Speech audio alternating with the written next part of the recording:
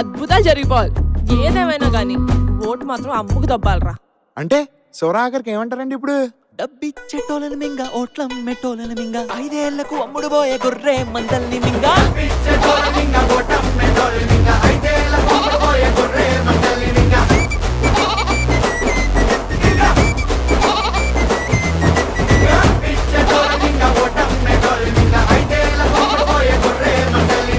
నాన్న మింగడం అంటే ఏంటి నాన్న? ఇప్పుడు డబ్బులు తీసుకుని ఓట్లు అమ్ముకున్న వాళ్ళందరినీ నమ్మిలి మింగేయాలన్నమాట. నమ్మిలి ఓకే నాన్న.